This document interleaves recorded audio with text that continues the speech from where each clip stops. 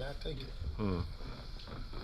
I'm not afraid of dying. I just don't want to be there when it happens. That's my exact point. Yeah. If he told me I'd make it tonight, I'd go probably. I got good insurance on this, so I'll be all right. Insurance, they'll manage. One's free, so she probably find another man. No, she's All right, good evening. I'm going to call the meeting to order. I want to welcome everyone in attendance tonight and welcome everyone watching on our live stream. We're going to start tonight off with our invocation, and Commissioner Josh Ellerby is going to provide that. all right. If we could take some time and just bow and pray.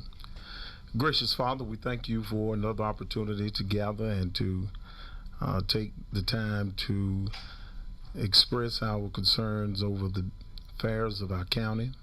And we ask now for your guidance and for you to lead us, that in our decision making we will do what is right, what is pleasing in your sight, and what is for the betterment of this community.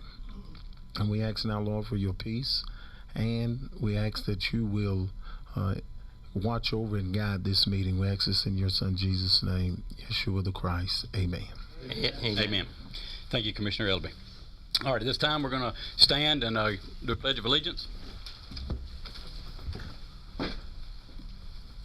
Pledge of allegiance to the flag of the United States of America, and to the republic for which it stands, one nation, under God, indivisible, with liberty and justice for all.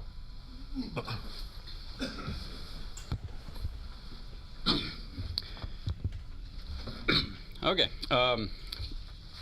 First up, let me scroll down here. I'm going to read our ethics statement. In accordance with the State Government Ethics Act, it is the duty of every board member to avoid both conflicts of interest and appearances of conflict. Does any board member have any known conflict of interest or appearance of conflict with respect to any matter coming before the board tonight? If so, please identify the conflict and refrain from any undue participation in the particular matter involved. So are there any conflicts at this time? All right, hearing none, I'll entertain a motion to approve the agenda. So moved. Second. I have a motion by Commissioner Ellerby, second by Commissioner Gatewood. All in favor say aye. Aye. Thank you. All right, moving on, our fiscal year 2025-2026 budget ordinance and fee schedule. So in your packet, you have presented the budget ordinance that the manager and our finance director have put together. At this time, we'll take any questions, comments, or I'll entertain a motion to approve it. Mr. Chairman, I know about a month ago, the county manager made the budget available to the local government commission. I'd just like to know if he's received any feedback. Unfortunately, Commissioners, I have not heard a word back from the local government commission. I do plan on, I'm thinking what they're doing is probably waiting to the final version, which is before you tonight. As we know, they don't report to me, unfortunately, or we would have something, but I'm sure that once they get this budget, hopefully it will be to their liking, because we've tried to reduce it to an amount that we're not taking a great deal as we have in the past out of fund balance. So we're going to try to leave that in a stronger position going forward. And our auditors again tell us that they're hopefully have our audit done by October 31, even though the local government commission did change the rules and regs and say now we've got to December 31, but I'd still rather have it done by October. Thank you, Mr. Chairman. Yes, sir. Any other questions for the manager on the budget? Mr. Chairman, I make a motion that we approve. I'm sorry. Were we able to find a place there for our HR? That I asked a question about that the last time. There's not a new position there for HR. That was one of the things that was discussed, but the board said that they'd ask us to take a look at freezing new positions or all vacant positions, which we've done, which you'll consider. And what Holly and I have talked about, our finance director, is that our recommendation would be is to wait till after this budget's adopted and then take a look at it in July after we have a better clue as to what our fund balance is. Okay. My question for that was because I knew that we had some things with HR and some of the people retiring, and it's been kind of a little load on. I think we have, what, 2 people in HR? 2, and then there's a possibility, depending on what you do with a couple other positions, what we may be able to do is take one of them and make a combination position out of it. Okay. Part-time in HR, part-time in another department. Yes. Okay. Yeah, I think it'll be prudent to, let's get through this budget, and then July we can take a look at what we have left to work with. I think cross-training is a great option to look into with the current employees that we have now. What you're talking about, cross-training somebody to Correct. yeah. Yes, sir. I think cross-training is probably something because, as you know, we've got some departments that are very small. HR is one that's got 2 people. Right. Even smaller than that's our veteran services. When the VA officer's out, essentially that department's not open that day. My concern for HR though was because one, I know that we have roughly about 300 employees, That's correct. and 2, we had some outdated policies that needed some attention to, and I think it is necessary that when we're dealing with our human resources management, that is an intricate part of county operation. And so my concern was just that it wouldn't be overbearing for, that's a small department that has a hand in every department. And I think that that we really need to give some attention to our HR so that we can make sure our policies are up to date, that there are no conflicts with certain things that have troubled me in the past that I've yet to bring out yet. However, we need proper personnel there to give some attention to our HR so that we can manage that appropriately. I think that would be to the best interest of our county. Okay. Oh, I definitely understand.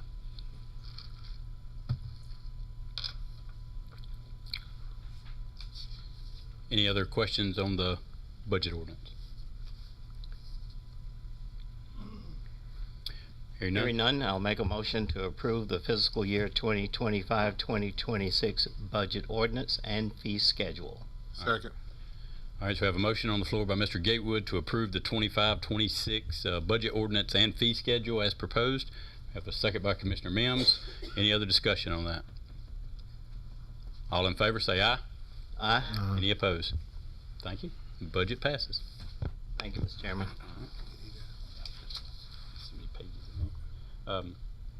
All right. Item 3, we'll move on to our consent agenda.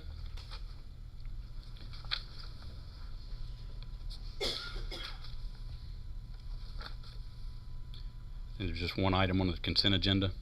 So I'll entertain a motion to approve that. So moved, Mr. Chairman. Second. Motion by Commissioner Mims, second by Commissioner Gatewood to approve the consent agenda. Any discussion on that? Hearing none, all in favor say aye. Aye. Any opposed? Thank you. All right, moving on. Under appearances, we have first Mr. Larry Newton, tax collection.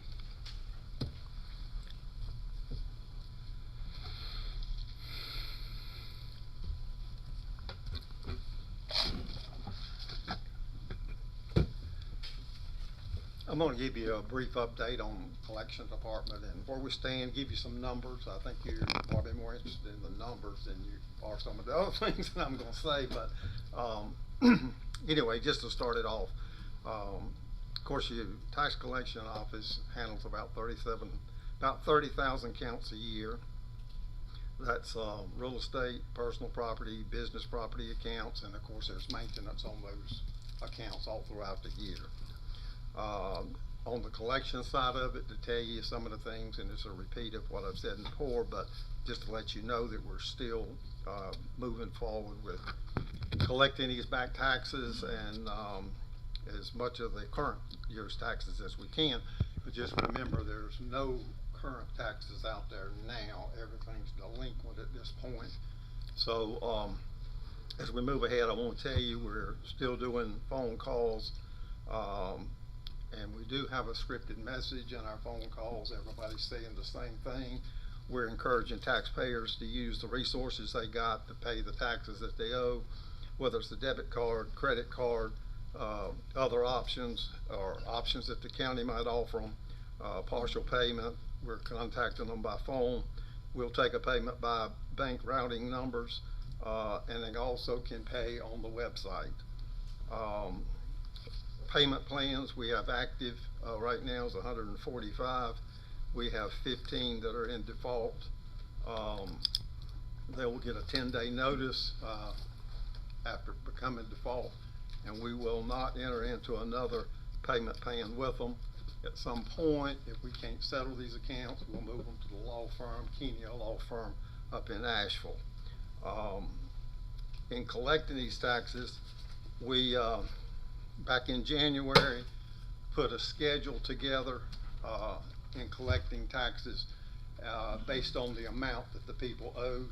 It started at a minimum of $1,000, $2,000, $3,000, $4,000, $5,000, and then when it hit $6,000, there were amounts up to $5,000 that would be the minimum payment that the county would accept in a pay plan. When it hits $6,000, then I have to approve them from that point up. Staff can't do that. We have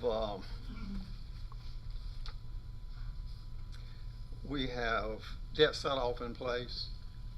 We have taxes going back to 2016 forward in the debt set program, which we know, in other words, includes North Carolina income tax that we can retrieve. Also includes lottery winnings. We're doing wage garnishments. We're communicating with 46 different businesses within the county, locating property owners, and we're asking them to send us any addresses or employees information that they have based on our zip codes. So we are pretty well convinced that they're at least a resident or a property owner here if their address is in our zip code. We don't have the luxury on garnishments like some counties do to have large industrial sites. In other words, where you can go into a company and just get hundreds of names. Of course, we have Triangle Premier Fibers and other, large entities that, we are tapping, but we just don't have that luxury to have that many. We have about 45 properties in foreclosure. I've said this before, about 30 to 40% of those people pay once the law firm communicates with them. Actually, the law firm itself will work out a payment plan with them after it actually hits their office. In other words, if they're willing to do that. If in the tax office, we get a lot of mail returns back. I mean, stacks.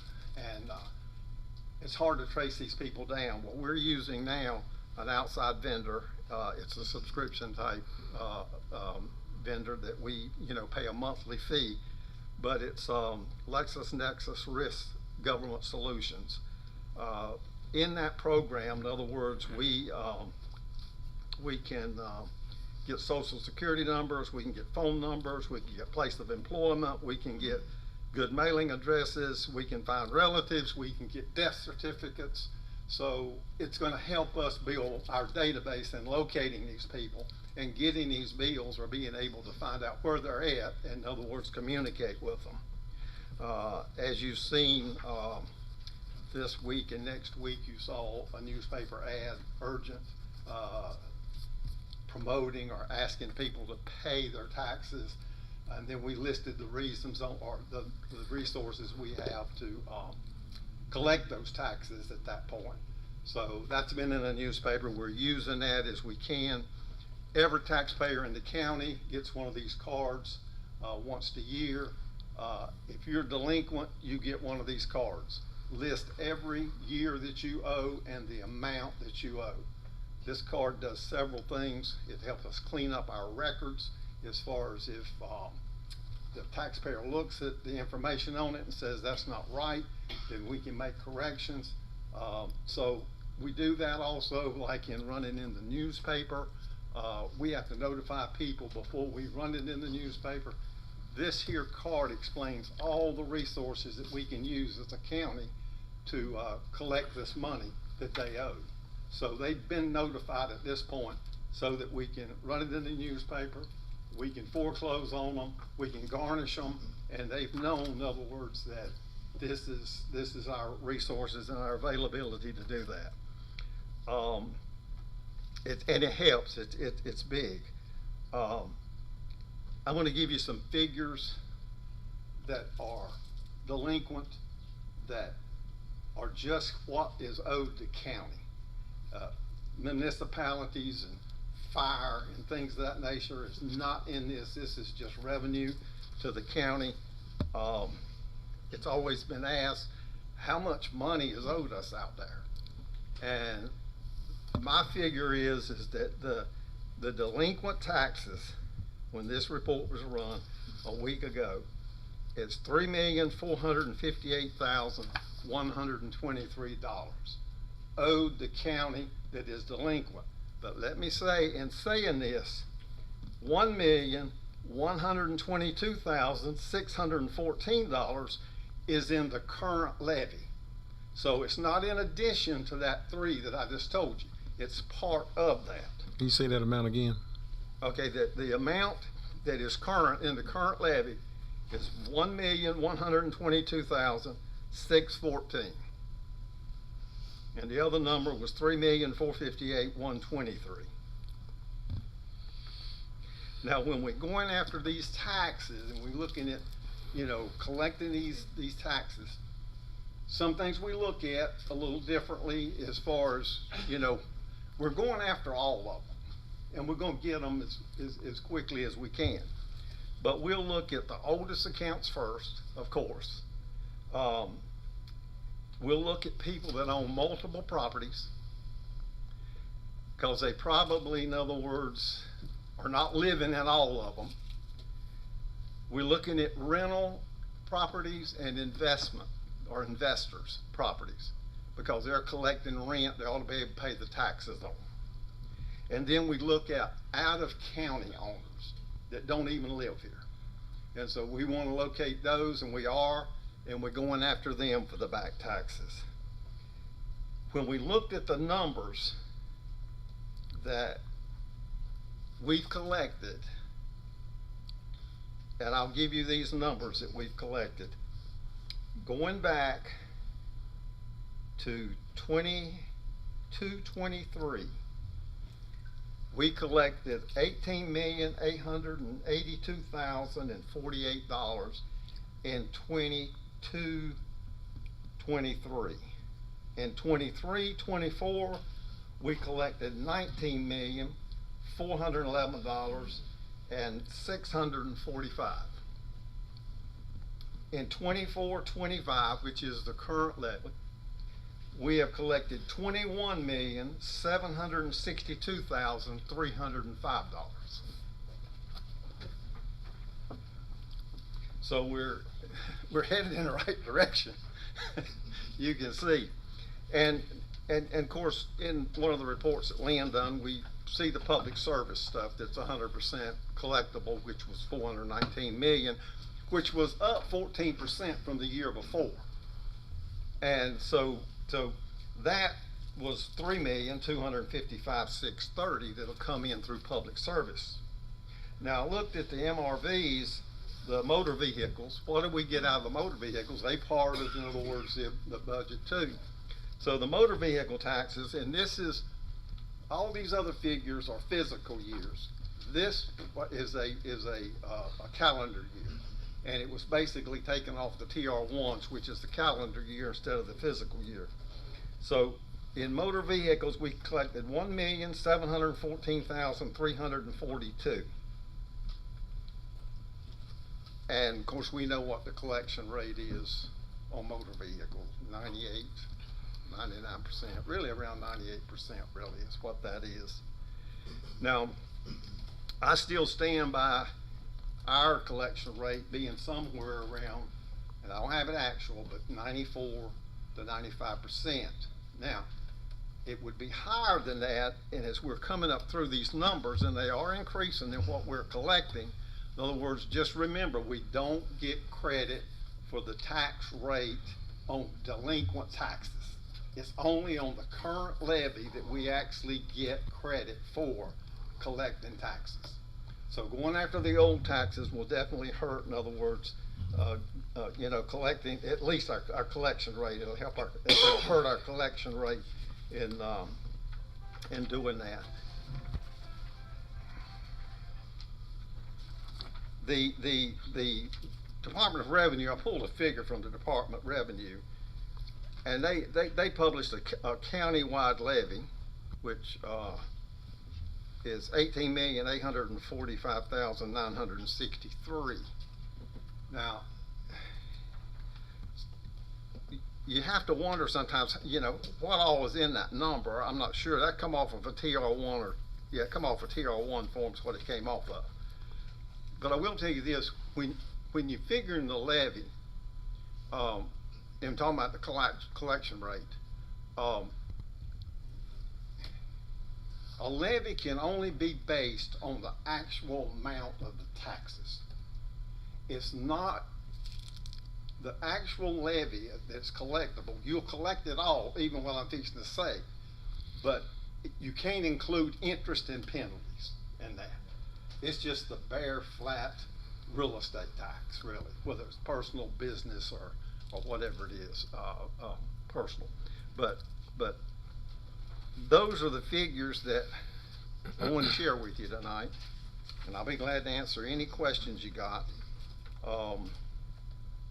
The only thing that I can say that we have not really tapped, and we're not negligent in it, we can't do it right now, but we will, is all the methods that we have to collect the taxes. We have not gone into bank accounts at this point, but we will get to where we're actually pulling the money out of the bank accounts to get the taxes paid. That's the last resort to us. The others we are working on and building them, but that one we can do and we will do. Why do you say it's the last resort, Larry? Well, garnishments, we only get 10%. Payment plans, to me, are better if people will honor them, because we can get more than 10%, and we can set the range in which we're going to collect it. But going into somebody's bank account, I'm not trying to take up for the delinquent taxpayers, but I mean, you can actually wipe the checking account or the banking account out if you can get a hold of the information. And through the resource we're using through LexisNexis, we can get some of that bank information and those social security numbers for that. So we're not giving them a break, we're just trying to get to it. All right, thank you. Mr. Newton. Yes. Why not, when you turn over some land or purchase land from now on, that we did not take their social security number down as part of putting them in our own database as we transfer land? We have the right to get social security numbers. We do when we do payment plans. We do it when people enter into any tax property relief program. We have the right to do that. Sometimes they don't want to give them up for sure, but we do not get them on the register of deeds side where we're transferring property. I'm not saying we can't, we haven't. I'd want to know for sure that we can, but anything that the county is giving up to that taxpayer, that social security number can be asked and recorded. Good question. The third party contract service that you've been working with to try to get up with some of these people that you can't get up with, how long have you been working with them now? We started back in February. Okay. There's some positivity with them. It's really good. It's really good. Any other questions? Well, for one, I think it's positive that we are seeing the numbers increase year over year from 18 million to 21 million over the past 3 years. So that is positive news. That we're making an effort into making those collections now. Yeah, see, and this is just one I'm talking about, but I was hoping we'd get it in this year, but on July the 2nd, we're going to collect a delinquent tax from a taxpayer that's $70,000. Okay. And there's not that many out there like that, but we will collect it on July 2nd. That's good. But anyway, it's good news. Before you leave, is there any other questions for Larry on the tax collection side? I just want to ask one question on our the reevaluation. Do you have an update on where that's at as progress? Well, what I can tell you is that we're still in the field. Mm-hmm. We probably have 70% of it done in the field. We have started in the last 2 weeks building the schedules to know exactly what the increase is going to be. Okay. That's based on sales throughout the neighborhood. It's about 100 30-some different neighborhoods in the county that will get a value. Some may be duplicate values, but you know, but we'll be able to, I hope shortly, be able to put a handle on that increase, what we're talking about. But that's gonna come through building the sales data, and we are working on those now. Okay. Okay. In your opinion, and I know every county is different, we're on an 8-year cycle for reevaluation progress now. In your opinion, should we stay there? Should we go to a 4-year cycle? Yeah, we need to go to a 4-year cycle, and really, I'm not sure they'll mandate it down the road, but the Department of Revenue is pushing two things. They're pushing the counties, and of course they'll have to get it through the legislature, but they're pushing for a 4-year for all counties, and they're also pushing for in-house revals. So, Okay. yeah. So, all right. But it would be to our advantage.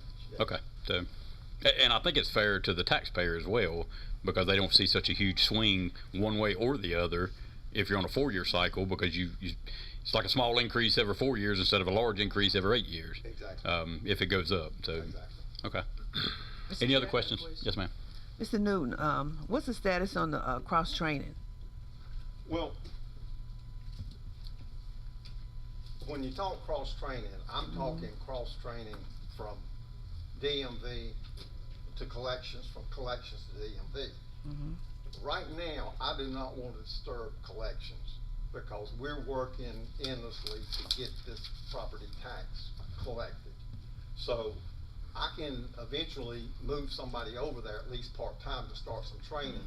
But right now, I think the focus ought to be, and DMV's okay, I mean, you know, it's just 2 people, but I think we ought to keep our focus on these back taxes. But we will move that way. Okay. I have a question, Mr. Newton. This is not that's about taxes. Mr. and Mrs. Phillips is out there in the audience. Have you had a chance to look at why their property was fluctuating? I have. Okay. You want me to do that now? Yes, sir. You can go ahead and do it. I have reviewed that account.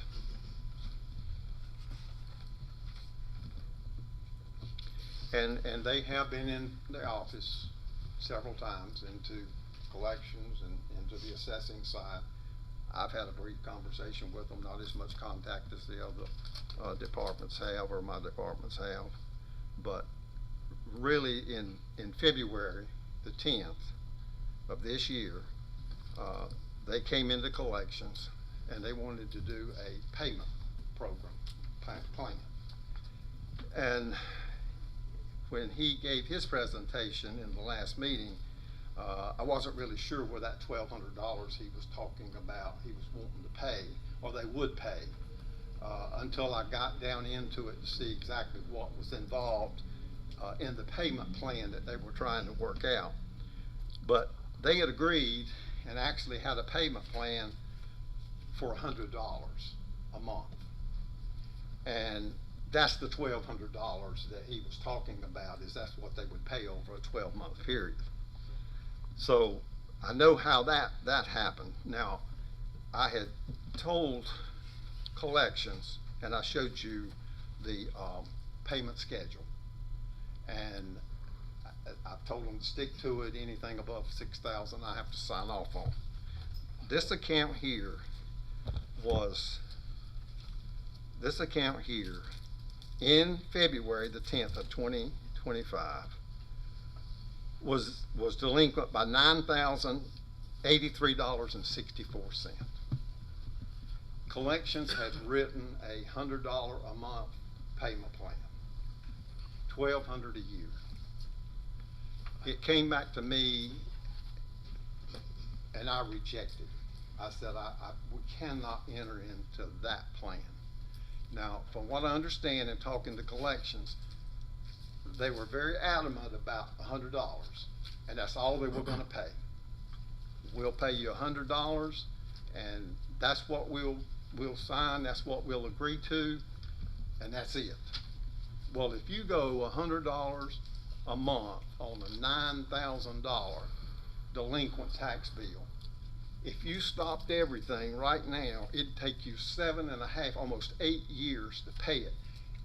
in addition, you're gonna have 7 more years each year adding to it as we're moving forward. So there's just no way that I felt like we could enter into a plan of $1,200, $100 a month. Right now, that account stands at $9,187.84. Now, they entered into that plan on February the 10th of 2025. There had not been a payment made on that account since 2015. And so they made a payment of $100 on February the 10th of 25. And Was that $400? 100. $100. And they haven't paid until I didn't check today, but they have not paid another penny, even on the $100 agreement. Okay. So I know that they've been aware of what the tax bills have been, in my opinion, and I think, Jamie, you mentioned that when they addressed the board that there might be a question about their value. Mm-hmm. I think you brought that up, and it's a valid question. But what happened there is in 22, the house is I think he said they built it for $39,000 45 years ago, 1979, 1980, and now it's $79,000 is the value on it. But what happened in 2022, they had filed for a reduction in taxes due to elderly enrollment, and they qualified, and we gave them the senior deferment, or it's not really a deferment because you don't have to pay it back, but we gave them the reduction in their taxes, which brought the value of the house down that would be taxable to $40,000. And that was in 22. Well, they got the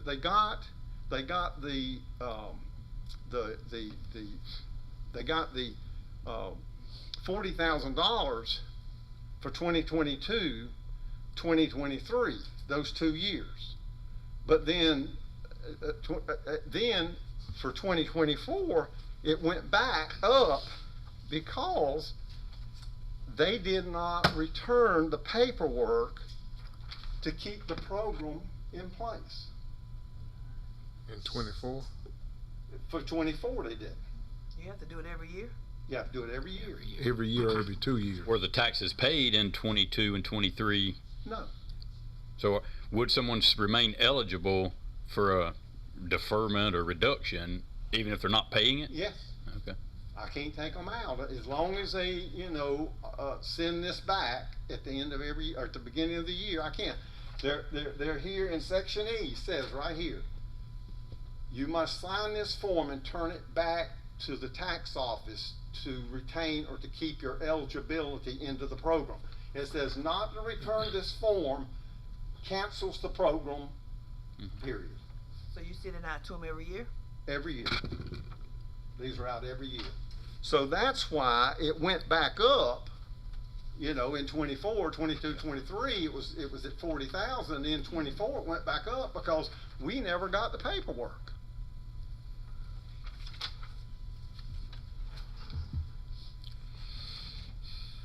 So that's where that is where we're at. So at this point, they need to come back to you, fill out another form, and figure out some type of repayment plan that's going to fit the rubric that you come up with. Exactly. I mean, and that's what we want to do. I mean, if they'll come back, get their paperwork back in, so that in other words they can re-enter the program, get the reduction on the taxes, and then enter into a payment agreement that is reasonable, then we're willing to do that. I mean, and be glad to do that. So now the year that they didn't turn it in, when they turn it in, would it Retroactive? be retroactive for that prior year, or it just pick up in the year we're currently in? Yeah, it only picks up. There's nothing in the statute says that it's retro back. Okay, so the year that they missed, they would have to pick up at the regular tax rate? No, we'll leave that. They just can't continue with it. In other words, we won't go back up, well, no, we won't go back up on it. We went back up on it for 24, but the 22, the 23 we'll Yeah, leave yeah, it. that's what I'm saying. So 24 will remain where it was. That's right. At the higher rate. At the higher rate, but And they'll then- still get the benefit of the 2 years that we build them. So is it time, do they have time to put it in for 25? No. So 24 and 25 will be at the higher rate, technically. Yeah, 25 will be at the higher rate. They can get in for 26. See, the cutoff was January 31st for 25. I was just fixing to ask, is it the same as the farm deferment? It was is. thinking, It is. yeah. It is. All of them run the same schedule. Okay. All right. Yes, sir, Mr. Woodburn. Mr. Newton, do you, just as a reference, could you put out there what you feel like a reasonable time frame to pay the taxes are? I think you said $9,000. Well, and all I can say, well, I can say more about, we're not required to make payment plans, okay? I There's nothing understand. in the general statute, you know that, Jarvis. But let me say this, the Department of Revenue uses this as a recommendation. They say that back taxes that the county is willing to enter into a payment plan must be, or should be, required to pay it in 12 months. And we know that in a tax bill like this, it's impossible. And we don't use that 12-month criteria, and it's not statute.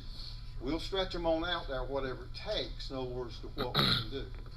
I just did the math roughly on at $9,000 for 3 years. It came out to like $250 a month. I don't know if they can pay that, but 3 years? For 3 years, yeah. Okay. Yeah, and like I said, I'm not gonna tell you that, well, we try our best to stay so we can be consistent. I understand. I mean, only reason I put that out there is that's something we can have a conversation with them to say, hey, look, we can't accept $100 a month, but is there any way possible you can do 250 and kind of work to a number that works for both of us, works for them, works for us too? Does that include the current tax year bill, or is that just paying the delinquent portion? I'm thinking about it. I just did $9,000. I think they're $9,000 behind. Yeah. That's all I did it on. So you might have to add that Now, in. And this year, Mr. Newton, is Sir. that 25 including that 9,000? Well, the 25 was, the 25, as of today, interest included, it's 9187.84. Okay, so it's included. Yeah. Yeah, so the 252 will cover. So it's in there, yeah. And that's the only thing I'm thinking about is, if you come to me and say, you got to pay me $9,000 and I can't accept $100 a month, all I'm thinking about is that $9,000. But if you come to me and say, well, can you look at bumping that $100 up to $250? I might be willing to talk about that. I mean, that's kind of where I'm going with it. That's right, makes sense. Yeah. I understand where you're coming from. I just don't want. But technically, would it still have to be in addition to keep years current though, right? Somewhat. That's the difficulty you're saying is involved. That's a good Right. point. I mean, I'm not saying that we certainly wouldn't work with them. I can't say that, but I think we can get into issues to where we don't want to treat taxpayers differently. I understand. And when, in years past, when I went back, the county's been doing payment plans for a long time. They kind of got dormant there after Joe passed away. But I saw some ridiculous payment plans. I mean, like, they'll never pay it. Yeah. So my question, Mr. Newton, is what is a normal payment? So anyway, I don't get a payment What plan is a myself. normal payment plan that y'all do? How many years or months, or what do y'all normally do? well, I mean, what we do is right there, send that down. That's what we go by right there.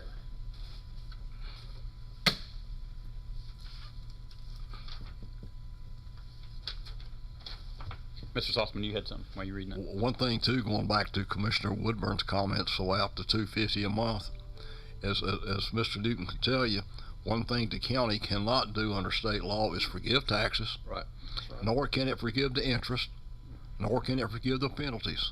All it can forgive, which is a very minute, a very small part, would be any advertisement that would go into the newspaper for unpaid delinquent taxes. Correct, Larry? That's correct.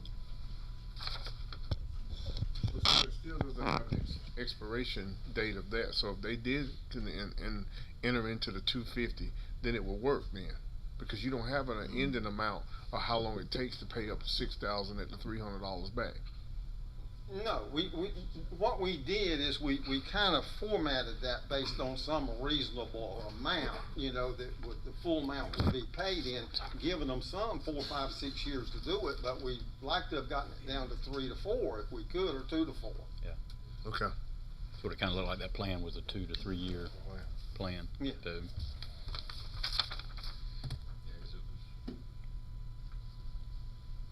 3,600 a year up to 6,000, so 2 years you'd.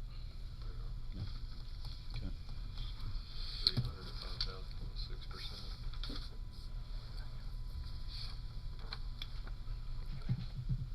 All right. Any other questions for Mr. Newton? I mean, I'd be glad to work on this thing. I mean, you know, we'll see what we can do. Okay. Okay? All right.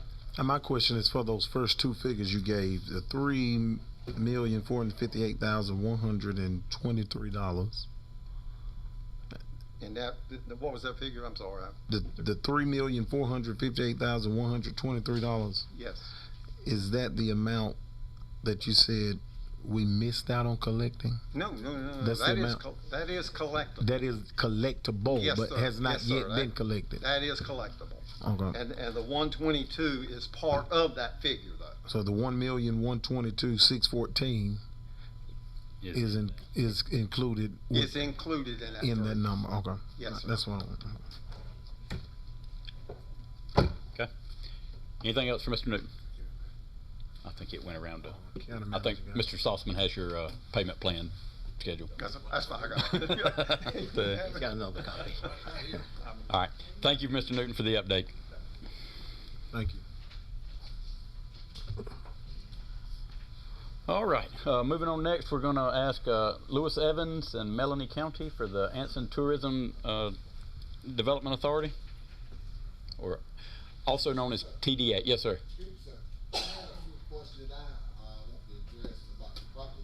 Yes, sir. I'm going to call you up when we get to public comment. Yes, sir. I hadn't forgot you. Yep. Thank you. Good afternoon, all you commissioners and Mr. Manager, special guest, and people to make it actually happen.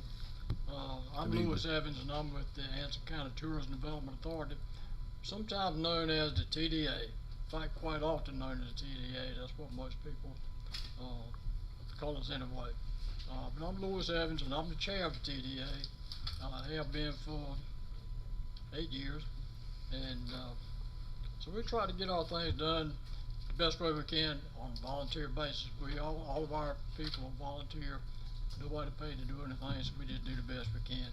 With us tonight is Melanie Conti. She's served as my vice chair several times during the last 8.5, 9 years she's been here, and she has eagerly, that word might not do it, she has generously agreed to become chair effective July 1, 2025. So Melanie, that's one of the reasons I came tonight, just to introduce y'all. Melanie's usually here with me because we kind of like two peas in a pod. We get the job done, ever what we got to do to get it done. But she has agreed to be chair, so she will be taking care of a lot of things we do. All of our board members are volunteers, and as I look around the room, I see not only do we volunteer in many other organizations, but I see several of y'all that volunteer in other organizations too. So everybody's kind of doing a little bit of teamwork. We're visiting briefly tonight. I'm going to do something I normally don't do. I'll speak about 3.5 minutes, and that's it. Normally when I get the floor as a captive audience, I'm good for at least 30 minutes, but I'm not going to do that tonight. We appreciate you. Our TDA met last week with the team from Visit NC 365. That's a group that's affiliated with the state of North Carolina that helps promote and generate tourism. Because tourism is a gigantic industry for the state of North Carolina. and we in Anson County tried to capture what we can through tourism. And for those of you that don't know, the funds that our TDA uses is monies collected actually by the state government from the occupancy tax. And the occupancy tax is a 6% tax that's levied. I'm sure every one of you checked out of a room before and you thought your room was X, and looked down all these bills and charges, and something would normally say tourism authority or occupancy tax or whatever it is. So that's what that normally is. But that's where, with our limited heads and beds, as we refer to it quite often, you call it motels or hotels or bed and breakfasts like Melanie, but heads and beds is what we refer to. And net occupancy taxes, where we get our funds from to help promote tourism and spread the money around, because it's money turns over several times when you're talking about tourism. Our TDA funds several projects across the county, which does indirectly and sometimes directly promotes tourism. So we try to do the best we can to promote those funds. We've funded many projects and events, some of them being the Arts Council. Most of you have, and you know what the Arts Council does with the plays and the theater, what they do to generate people coming downtown. We also fund Uptown Waynesboro, the Kids Expo, Chamber of Commerce, Oyster on the Half Shield, several other events like that. So we try to do the best we can to create tourism. Normally we would report to the commissioners in September and give you our budget for what we've pretty much got a tentative budget now, but because of the accounting that the state does and reports back to the counties, they always run a couple months behind. So we make some assumptions. And one thing that we're going to do this year, when we talked with the Visit NC 365, we gave them some of our goals and plans. What we're hoping to do is contract a part-time director of the TDA. We all volunteer, and our time sometimes is limited, and we cross ourselves. So we feel like now is the time to have a part-time contracted director. And so when we talk with the people at NC 365, we told them our plans, and they offered us several suggestions, things that they can do to help, and they fully wholeheartedly said, yes, we feel like if you can work that in your budget, it would be worthwhile to have a person that's dedicated to doing that type stuff. So again, we plan to meet with you back in September. We'll give you some board numbers and goals and things at that point in time. Does anybody have any particular questions or comments or statements you want to make? If you do, we'll try to. I'll let Melanie answer them because she's good at answering questions. Melanie, you got anything you want to say with us tonight? Things will not change in the sense that when you see one of us, you're going to see the other, because Lewis has graciously agreed to be my vice chair. Good. As a matter of fact, what really happened, she said, I will be chair only if you will stay on as vice chair. And I thought, she said, if you don't, I'm gone. So I was thrilled to do that, because Melanie is very capable, and we compliment each other very much. Thank y'all for having us, and we'll see you again in September. There was one other thing I wanted to say. Each time I've come up here, I have thanked our chairman for coming to our meetings as much as he possibly can, and welcome the rest of you to come to our meetings. They're right down the hall from you. It's the second Wednesday of the month at noon in your little room next door. Yeah. Mm-hmm. And I have a challenge also, or a suggestion also, for the people of Anson County who say we don't have anything here, or you have to convince your family members to come visit who say, oh, there's nothing going on around there.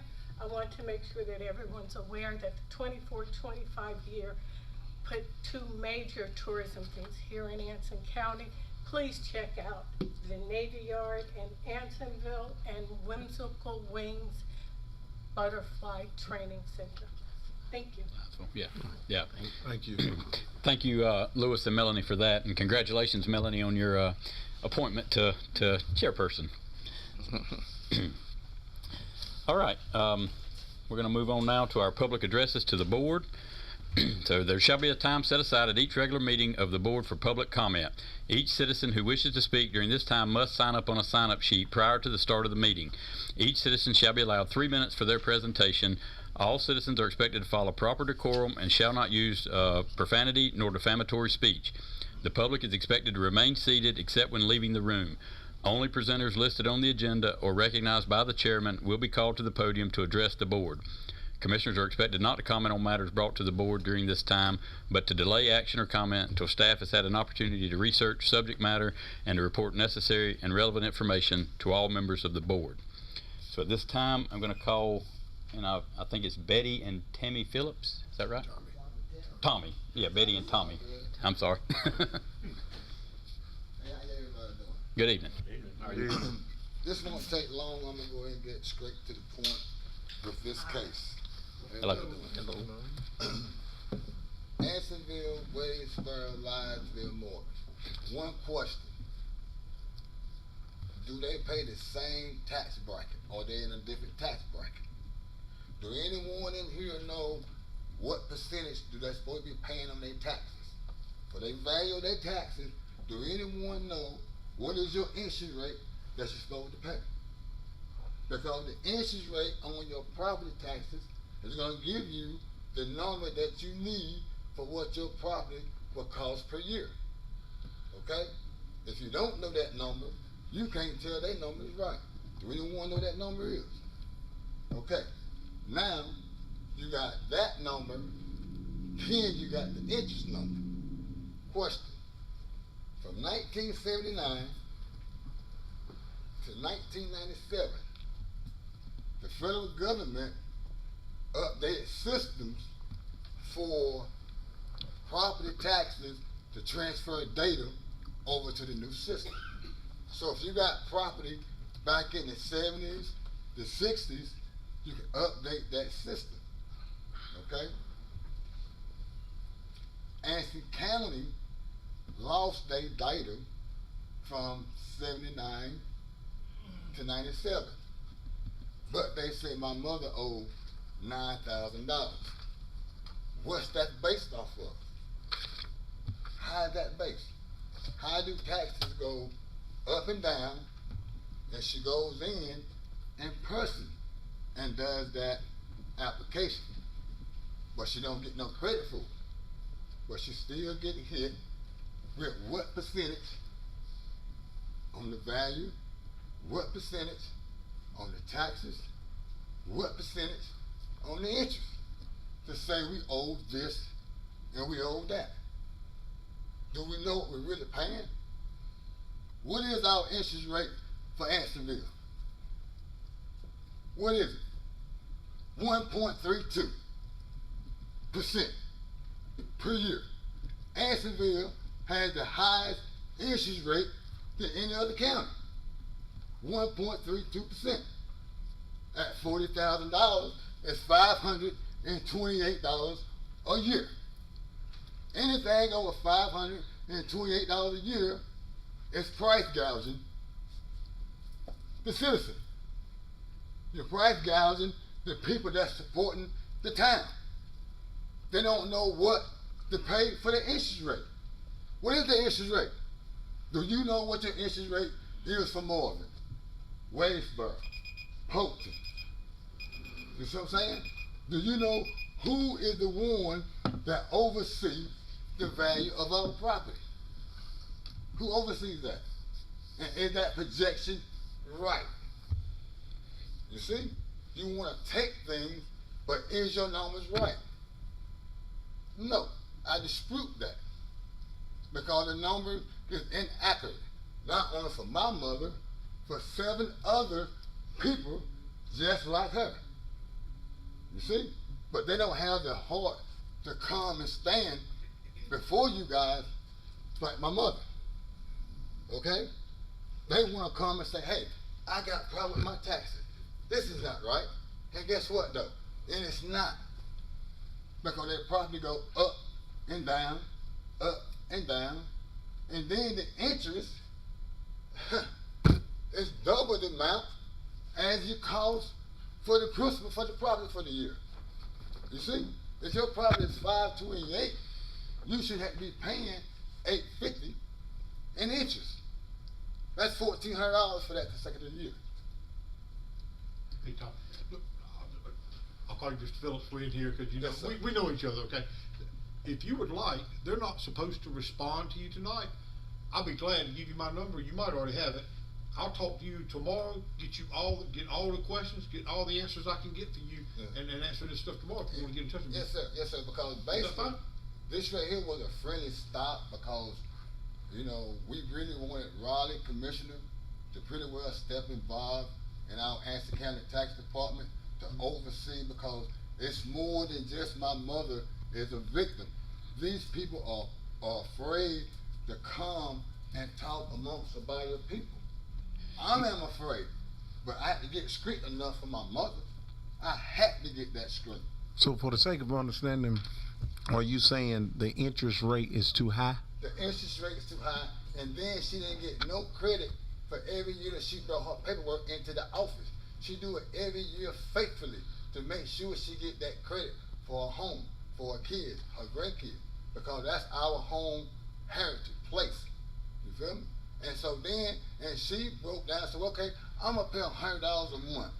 That's $1,200 a year. That's $12,000 in 10 years, okay? And with $1,200 a year, she's paying twice as much as she's supposed to be paying anyway at $1,200 a year. You see, at $1,200 a year, that's 2 years into one. And on retirement. You see what I'm saying too? And so now we're looking at 40, 58, 79, 40. And so you're saying that, well, okay, you didn't receive this information and the information came in person. So that comes to your overseeing of your department. You feel? Because she takes responsibility to pay her bill. You got good credit. I know. I'm proud of you. Mr. Newton, I'm assuming there is an appeal process if a citizen wants to appeal their tax valuation, correct? That's correct. Have you explained that process to Mr. and Ms. Phillips? No, it's never been brought up, and we would discuss it, but Okay. that has to be filed between January 1 and March the 15th of the year you're going to claim, or The one year appeal. Okay, so, all right, there is an appeal process. If you dispute the value of your property, there is an appeals process that the state will help you. You go to the state to appeal it. It's not, Larry don't have the final answer, so to speak. And so the next question I want to ask, he mentioned something about he didn't get no more than X amount of dollars in 2015. My mother and father got thousands of receipt that they don't pay into the tax office. So the question that I'm asking, by my mother overpaying on her taxes, and that be proven that she overpaid on her taxes, do she get reimbursed back for all the money that she overpaid on her taxes? Do that money get reimbursed back to her? Because she don't want to get credit years, 20 years of credit. She want to have her money back for overpaying her taxes. That would be an issue that the appeals case would Completely understand. work through that. Yes, sir. So, okay. Thank you. So, Yeah, thank you have for a your time. blessed evening. You have a good evening. Have a good evening.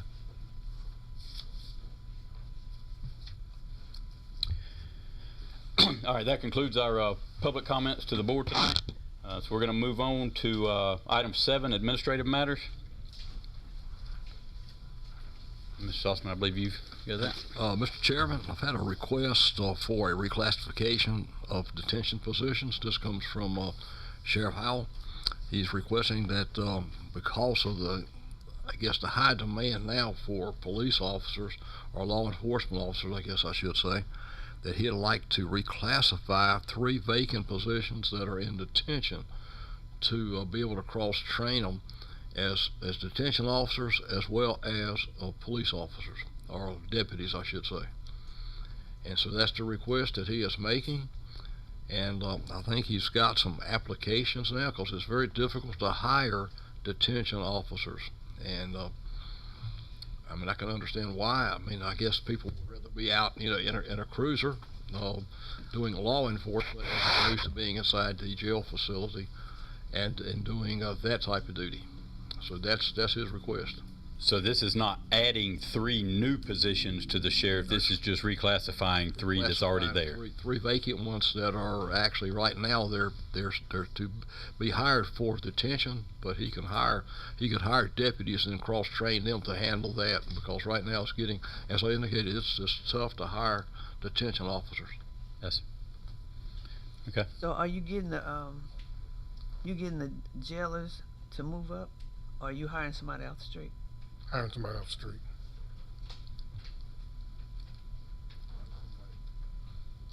So what does Holly say about the money? Can we do it? Is it in the budget? Well, if you approve that these positions are vacant, so the money for the vacant detention officers are in there, and then whatever the hiring range is for the new personnel that would be cross-trained would be added to the budget. So what is there a difference between the pay scale of a detention officer and a road officer? Is there a difference in that pay scale, or your road deputies would make more? How much more? Right at 6,000. So this could be an additional $18,000. I guess would be included with this, just to be clear. Right.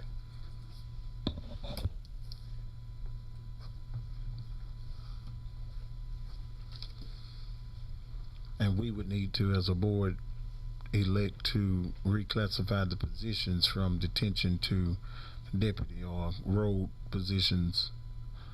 Right. We would have to prove that. You would have to do that because you approve the number of positions we have as the county commissioners. You also handle what's called reorganization and organization under state law. So this will be part of the reorganizing, moving those 3 vacant positions to the road.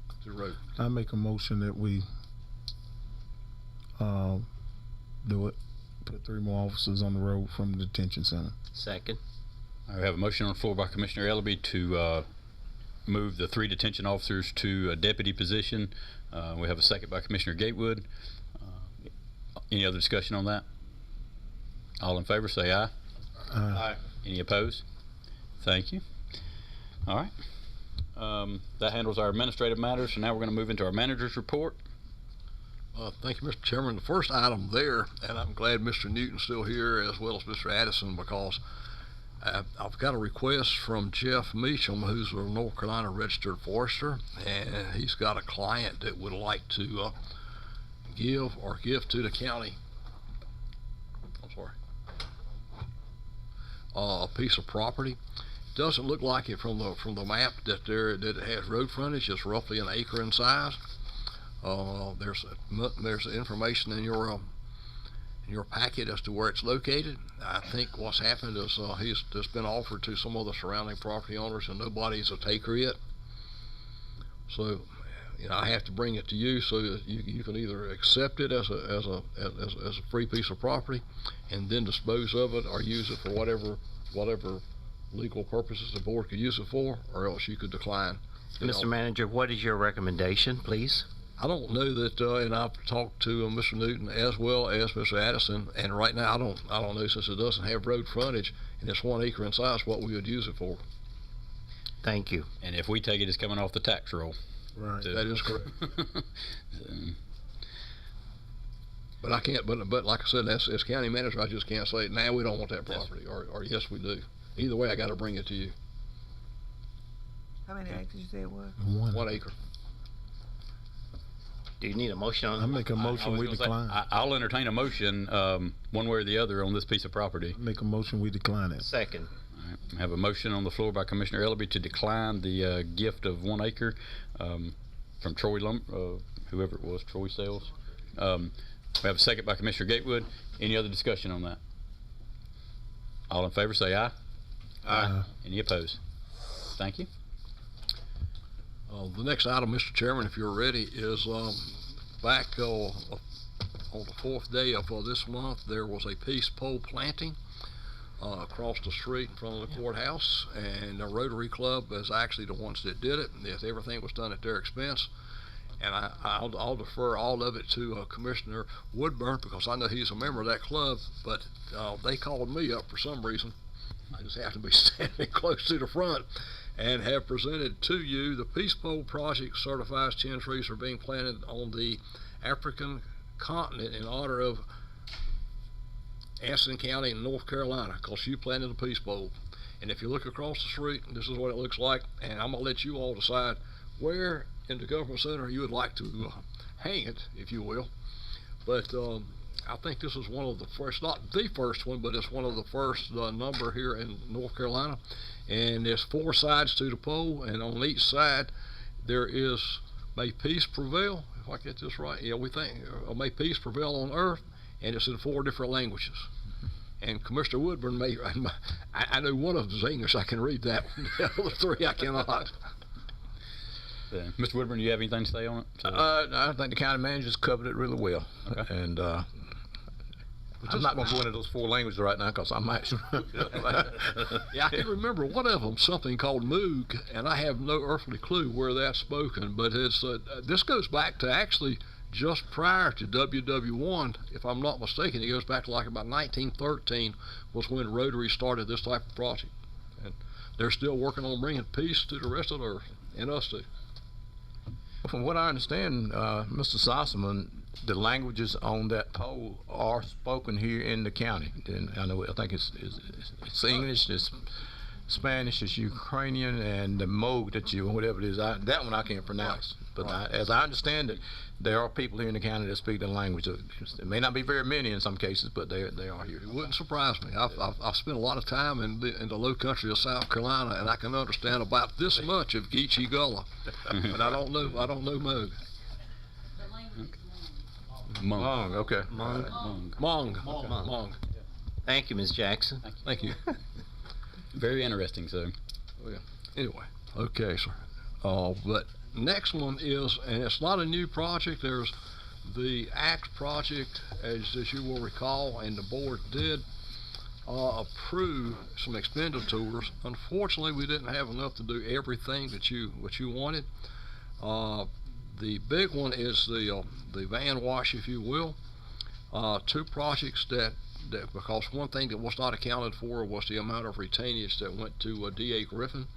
So when that came out, that left you with a lesser amount, but you can get everything done that you asked for a total of $1,132,857. Like I said, this is not a new grant; it's the existing grant that you received, and it will be taking care of the lighted axe signage, the handicap front door, push button access, interior security cameras, a safe, also a climate controlled metal clad building because they have records that they need to keep, and not necessarily last, then also some shades because the sun is very tough coming in with those windows in the mornings. And then last but not least is the van wash, and all of that together, there's a little bit of money left over, about right at under $11,000. But I know the committee that's been working with Ms. Bird is recommending it, and this is something that if you don't use it, then goodly pours, 80% of that money goes back to the state. What did we approve on that already? The 2 items that you approved that we don't have time to do is, other than what I just mentioned, the other 2 is one is a picnic shelter and picnic tables, but they said that they don't really need that much, and the other was a separate entrance from what goes in now, because the entrance that goes in now serves not just the Axe building and a roundabout way, because you go around behind the annex building. It also serves that as well as all the construction stuff coming in. So it was a way to separate the traffic to a certain degree, maybe make it more accessible, if you will. I mean, it works fine now. I've been there a number of times. Commissioner Gatewood, I know other commissioners. Commissioner Woodburn, he's been also on that committee, and I welcome them to chime in and say anything they'd like to say about what's needed or what's not. So we would have to make a decision to do the additional. How much would that? Because it was like a match grant or something when we had to put up so much. Was it? Our match is 20%, and so our share would be $172,160, and the State share is $860,800, and so that comes to everything together. When you add it in, our share, their share, comes up to roughly 1.132 million. And so we would have to. I'm trying to think. What was the amount that we had already agreed to pay? It was. It was another. If I'm not, We had agreed to pay the 1.1 million. Yeah, but the retainage for D.A. Griffin was not taken out of the original money. Okay. And so once they figured that out, we technically had his retainage fee less to spend. Does that make sense? In other words, his retainage was 275,000-ish. Yeah. And so that was still in the bank account basically, right. but it was already owed to him. So when they take that out, that only left us the 860,000.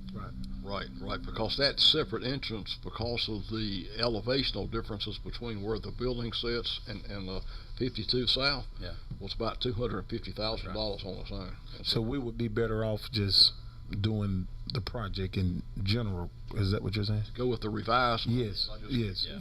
So you need a motion on that. That's what I was wanting to make sure of. I didn't recall the last time we discussed it. I know we approved to do it. Yeah. But this approval will allow for the project to be more advanced, correct? We could, if you wanted to, we could continue with what we've already approved, but it was going to cost us an additional $250,000. That's what I was thinking, but I wanted to make sure before I made that motion. I want to get an understanding of what we're trying to utilize all of the grant money that we can, without spending more of our county money. That's exactly right.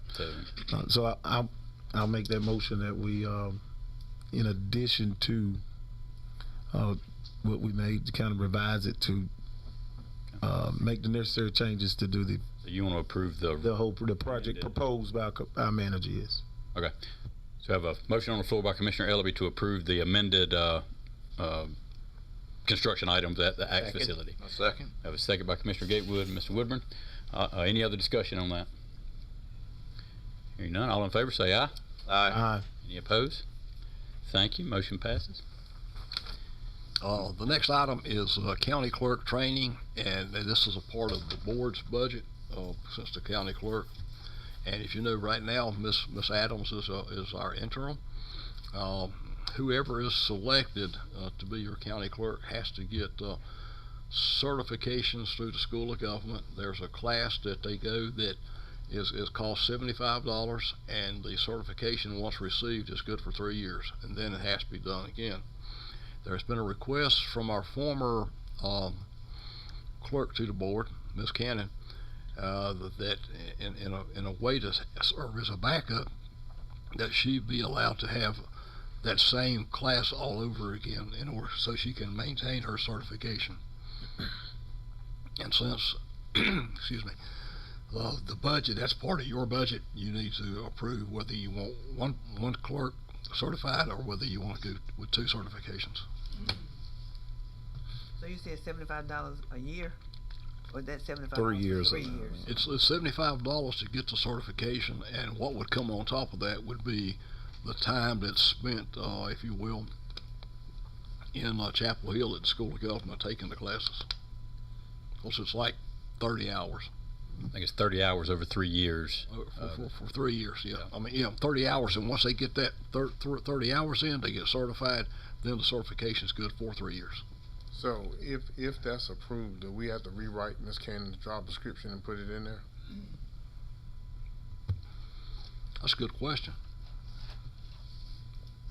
I think, would you say she'd be willing to be a backup? Like, I guess in the event that if a clerk that we choose or whatnot can't make it, you said something about a backup. Is that what you said? That's what she indicated she's willing to do.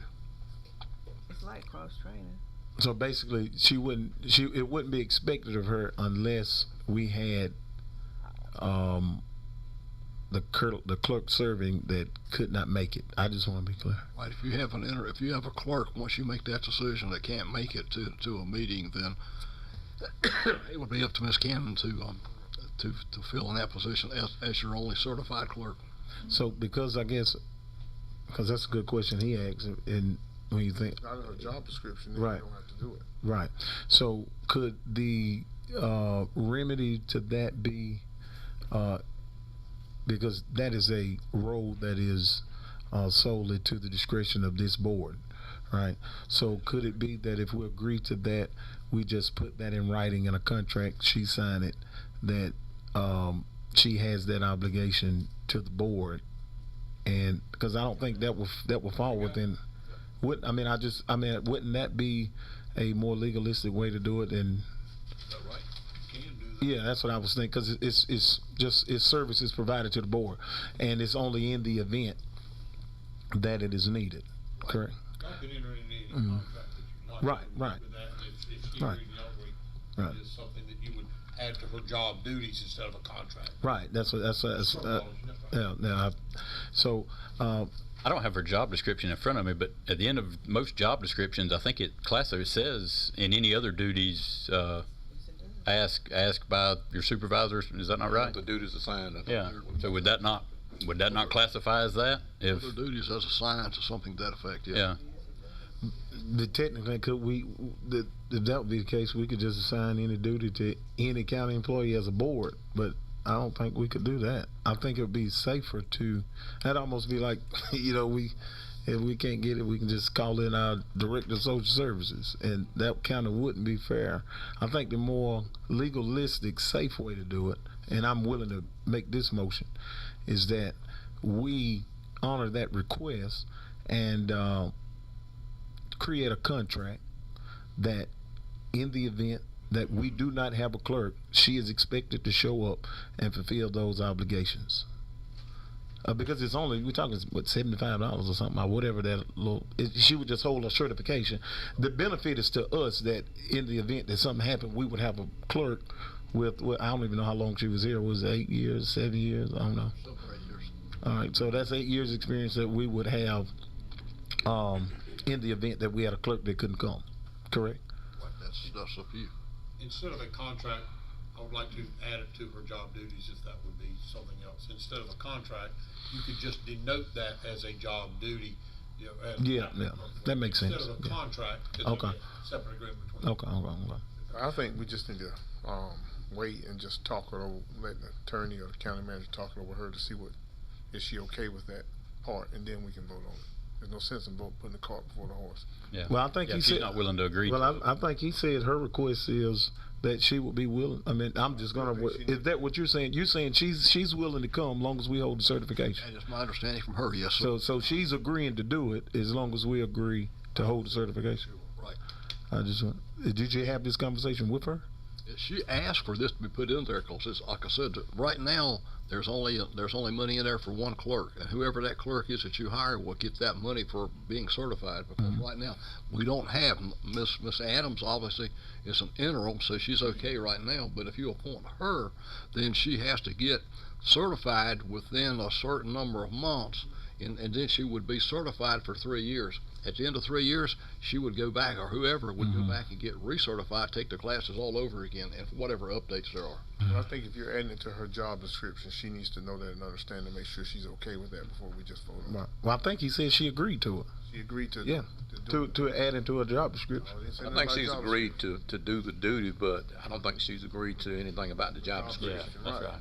Yeah, but I'm saying that is, the duty is attached to it. To me, I mean, it's a minute thing. If she's asking, I would make a motion that, and it would be based upon if she accepts, just so it don't have to come back to us. I'd make a motion that we as a board, consider it and actually do it, because it's going to cover us. Now, we may not ever need her, I don't know. But in the event that we do, we'll have somebody certified, right? That's true. Right. So I'd make that motion that we honor that request. I mean. So we have a motion on the floor by Mr. Ellerby to provide what is now our grant administrator clerk training money in the current budget, in the upcoming budget. And in the event that we need a clerk to fill in, that's my concern. Is that. You got to put in the motion by adding to a job description. That's the and that's right. I agree. And it'll be added to her job description that she is expected to fill in for the clerk in their absence. Okay. That's correct. Thank you for that. All right. So we have the motion on the floor by Mr. Ellerby, second by Commissioner Little Reed. Is there any other discussion? I think Mr. Reed. Yes, sir. Mr. Chair, Commissioner. We just, we just passed a budget that we just took $160-something thousand out of training and professional development for many other employees, and now we want to add money back into training and professional development for somebody that doesn't have job duties of clerk anymore. I just want gave the sheriff's office money that we really don't have to get new officers. So Job what's the replacement. difference? It's training and professional development. Okay, but that's the problem with the county now. We don't have enough people. When somebody leaves, then you're gonna be out because people's not cross-trained. And to your point, both of y'all's point, because I made that motion to, to transfer those job responsibility duties from detention officers to deputies, because I understand that this is a very much needed and relevant thing for our community right now, and I think our sheriff department could use some more officers on the road, by all means, with the obligations they already have. Secondly, to your point, I agree with it, but the only reason I'm willing to do this is also to the fact that in the event, I'm thinking about coverage for this board, which, and I think the amount of this is how much? How much is the amount for that training? The clerk, yes. Oh, for the clerk? Yeah. $75. Right. So we're not even talking about that's my whole point. Like, it's not even really any money. Is $75 the total amount? No. I'm doing in my head lodging, food, and travel. Right. So that's why I asked what the total amount is. What is the total amount? That's my question. It won't be $1,000. I know that. Probably won't be $500. Well, it will all depend on where the person's staying. Yeah, because it's going to be in Chapel Hill, and so it would depend on the availability of a hotel room, and I guess what the person eats, plus the mileage from here to there and back. A 30-hour class is probably at least 4 days. That's over 3 years. That's every 3 years, though. 30 hours over 3 years. Over 3 years. It's this is not an annual thing. So, Mr. Chairman, I really would like to know the total cost of this before I vote on it. Okay. I can, if you would like to. Is Holly here? She's not here. Miss Katie's here, but she won't know what the cost is. I mean, you're talking about minute a few months from now, right? And then finding out what a hotel room is, and then wherever that person goes eats, using what our per diem is. I mean, it's going to be several $100s if that's what you're asking me. I mean, if you had to estimate it, I'm just asking from your professional managerial standpoint, because this is just, to me it's minute, but if you just had to give an estimate, round figure, what would you estimate that as our county manager?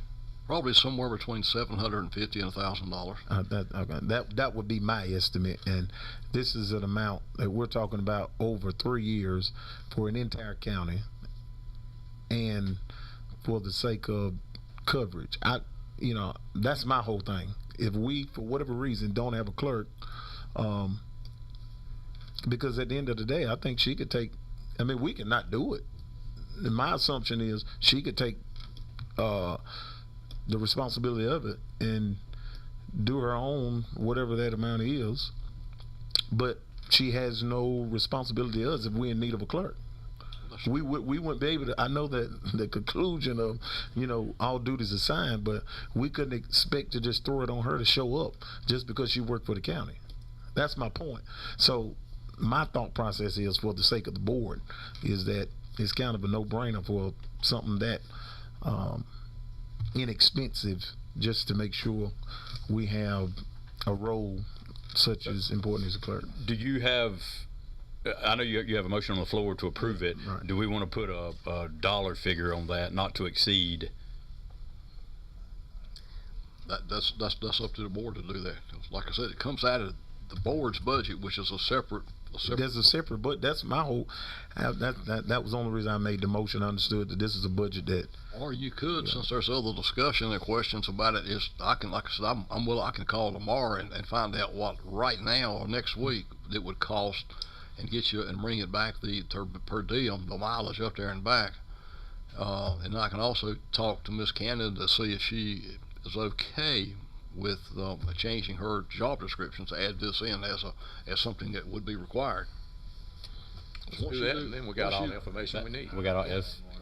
Are you willing to? I got a motion on the floor simply because if she gave him this information, this is me personally.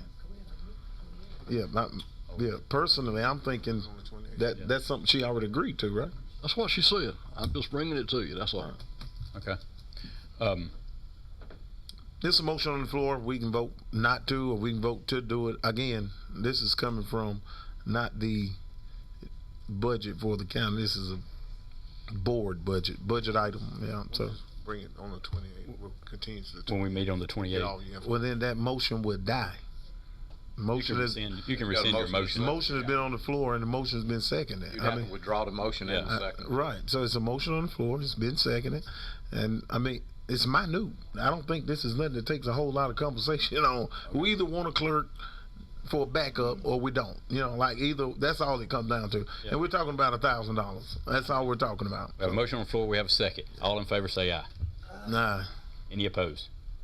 There you go. Okay, we're going to bring it back on the 28th, and we'll discuss it once we have the final figures in front of us. It passed. So, no, it was. He didn't vote. It was 4-3. He didn't vote. He didn't vote. Did you vote? I voted no. But he didn't vote. I did. I said no. Oh, I didn't see a hand go up. So. 28th. All right. So, yeah, it's 4-3, not in favor. The motion fails. We'll bring it back on the 28th with the figures in front of us so we can discuss it. All right, next item. Make sure our interim clerk got all of that, so it'll be back on the 28th. Okay. The next item is a contract.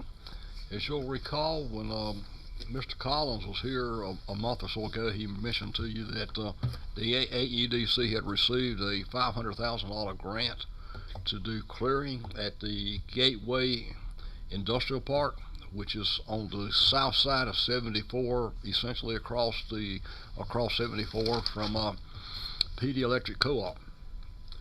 The grant actually that's made, I have found out, as Mr. Collins has found out, is that, and I have spoken with and met with Donnie Spivey, the CEO with PD Electric, and they own the property, that the AEDC cannot accept the money. They can do the work. They get a contract for the work to be done, but the North Carolina Railroad, who is the purveyor of the grant, if you will, they would like to have it come to the county. And so what would happen is the county would receive the money if it's your pleasure, and your finance director and I would be the stewards of it. It would go into essentially something like a trust account, an escrow account, and so that as the work is done, and then we would get the bills certified from the AEDC and whoever their contractor is, and we'd pay those bills.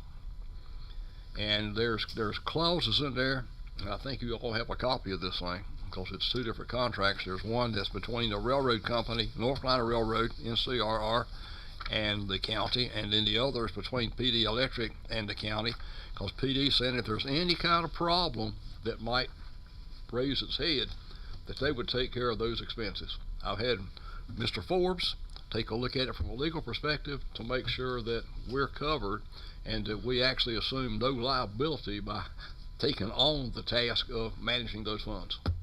So will we oversee the work?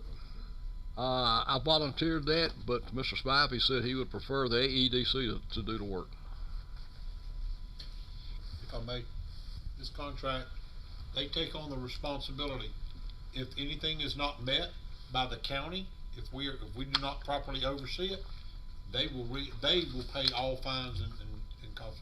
Well, we're not overseeing There's no risk. Yeah. We're not overseeing it. The AEDC is overseeing. We're going to have to submit some. We will have to submit some paperwork. That's all I'm saying. We'll have to submit some paperwork. If the county fails to submit paperwork, then they would pay the fine. We're responsible for this project to the completion, but we're delegating it to AEDC to get it done. And if it doesn't get done, we technically will be on the hook, but we've signed a contract with PD Electric that they will pay any fines or fees that are not or any costs associated with this contract not being fulfilled. That is correct. Yes, they are basically our insurance policy. If something doesn't happen, PD Electric will be paying for it. Correct. Yes. They have taken on that responsibility. Yes. Wow. They have freely contracted with that. I make that motion. Why can't they receive the money? Second. The grant won't give it to them. Probably the specifically would be because they don't have taxing authority. You do. So Don't have what? they do not have taxing authority because it's a private nonprofit. The county is actually, under state law, is a taxing authority, meaning that if something happened and the North Carolina Railroad decided to claw back that $500,000, if need be, you could raise property taxes to garner the money to make the payment. Does that make sense? All right, I had the answer to the question before I asked. I'm saying. Because I know we're getting ready to jump into it real quick, overtaking responsibility for $500,000 that we don't. And again, I know this may appear that I am adamant about this particular entity. That's not the case. What I'm saying is we take all the risk and we use PD Electric as a blessed assurance that in the event that's my Sunday morning terminology, that in the event that something goes wrong, that, because my question would be, if it did, we got to have PD Electric or somebody to do it, because where would they get the funding to correct an issue of $500,000 when we already fund them roughly that amount? PD's going to stand for it privately, not AEDC. I understand that. What we're doing as a governmental entity is that we're putting the responsibility on a private entity, sir. I'm well aware of what's going on. I would make it clear, because this motion is made and seconded real quick, but for understanding purposes, for questions that I've asked in the past, I don't have a problem, but for understanding, okay? We're talking about $500,000 that is going to be utilized for a specific reason. I'm well aware of what's going on. But we are taking the stewardship of it. At the same time, we're not being the stewards of it. All we're doing is writing a check. We're not saying who's doing the work. We're not saying seeing to the completion of the work. We're just going to get a call or some kind of notification that work has been done, and we paid that whoever they say did the work. Right. May I draw a parallel? Please help me. Well, I love what you just said, because you're absolutely correct. Because we would be responsible for the fiduciary responsibility to handle the $500,000. By the same token, your finance director has the same fiduciary responsibility for making the payments on the $40-some million middle school that's being built, because the school board actually hired an architect. We don't need to discuss that anymore. Yes, we do. No, that's good. That's good coverage. It's the same deal, if you will. But and I'm glad you brought that up, because that middle school is a direct connection, though, to taxpayers and citizens that live here. And although there's a separate county entity, they are still, to a certain extent, interlocally intertwined and connected, because we know the school board is state funded, of course. I get that. But at the same token, the school board is not a private entity. No, it's not. Oh, okay. So there's a difference there. That our county finance person may be overseeing something that pertains to the county on another facet. But you're talking about our county finance now dealing with some business to a private entity. And we're involving another private entity to cover the risk. So we are in trouble without PD Electric. That's all I'm saying. I mean, I understand exactly what you're saying, but we have more responsibility to the school than we do private nonprofit. Well, under state law, you do have responsibility to the school directly. We have no responsibility to private nonprofit. All right, Mr. Woodburn, yes. I just got one question. In this particular situation, when a payment is requested, will there be documentation to show what was done and the actual cost, instead of just handing out money that's not ours? I would hope so, because it's 80 acres essentially, in round figures, that's going to be cleared, clearing and grubbing, and doing some grading work. And also, it's my understanding there'll have to be an erosion, sedimentation, pollution control plan that would be accepted by the state. Because anytime in North Carolina, if you disturb more than an acre, then you have to do that, DEQ. But it's hard to believe that our finance director would give any payment to anything without any documentation. Yeah. Oh, I agree with that. Oh, certainly. So And I don't think that would be a problem. That she would have to have documentation to present the payment. Oh yeah, I agree. I agree with that wholeheartedly. I totally agree with that. But what we're doing though, we are providing our finance director with responsibility. With a responsibility, and when we talk workload, which you know, when we mention the probability of us as a county getting back to looking into economic development, where we're doing it right now with this project. Okay. Yeah, I know. The workload that we were concerned about, we don't know if our county manager can handle it. Well, guess what he's getting ready to do? And our finance director. I mean no harm with what I'm saying. I'm just being more transparent with what I've been saying all along. When you brought up the schools, so while we're here, I'll talk about that. Over the duration of time that we have handed economic development to private nonprofit, it has bothered a pool of money that could have potentially been available for the schools that we mentioned now. If we were handling economic development ourselves. Because if we were not making payments towards economic development, it would still be in a certain account or in a pot that is available to the county, and we could potentially, over that period of time, award $2 million to the school. Is that correct? That's correct. Okay. So my point in this is not really to aggravate the fact that this is not something we can do.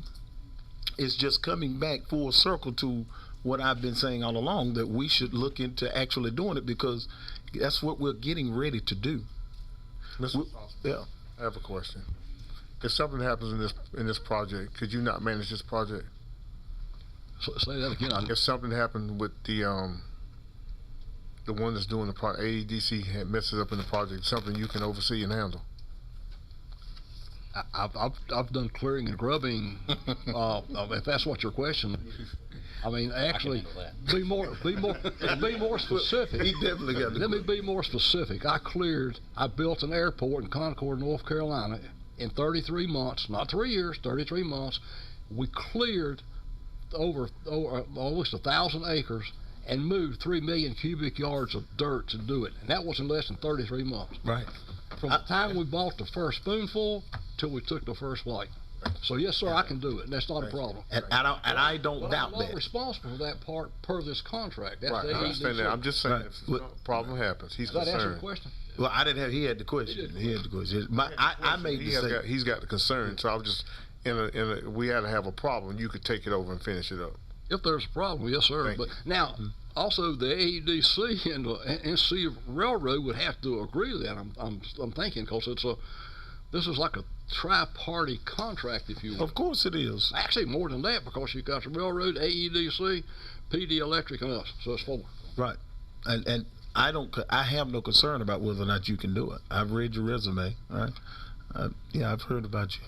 Mr. Chairman, we have a motion on the floor and a second. And we have a second to approve. And we're in discussion. So my discussion is for the sake of understanding to the people that's listening and hearing me. Okay. Because I'm not. Okay. I was just talking to him. We're fixing to call for the vote. But you can't while there's a discussion on the table. Appreciate it. Back to my discussion. The reason for my discussion is that I've expressed I have no concern. That's why I brought up your resume. I have no concern whether or not you can do it. But if we're going to have you do it, then why don't it be beneficial to us for you to do it? If we're handling economic development because for whatever reason they can't receive this funding, back to the water lines, sewer lines, or whatever, it's going to belong to us.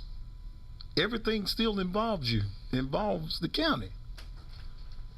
That's all I'm saying in this discussion.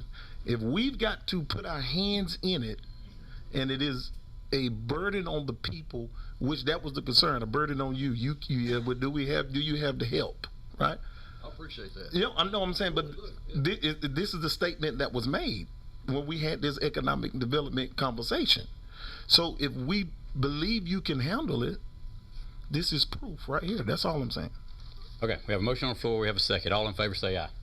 Aye. Aye. Any opposed? Thank you. The motion passes. Next item. Of course it did. Wow. Okay. Of course it did. I do have one thing to add, if I may. Yes, sir. You can. You got the floor. And I voted no to make sure you say that. I don't think so. No. Yeah. And I'm probably going to have to ask Mr. Forbes and maybe Commissioner Mims to chime in, but there's a contract now that expires on June 30th of this year. So today's 17th, 13 days it expires. That's the one between Anson County and the town of Wadesboro relative to 911 dispatch services. The county has been taking on for the last year at least the full 9 yards in terms of providing those services. And when I say providing, not just providing the people that are doing the work, but also paying the bill. And in discussing it with the town, and I want to say the town, I know I've had the town manager and also a couple of times their finance director, and I think another time we also had one of their council members. And the sheriff obviously has been involved since 911 runs through his bailiwick.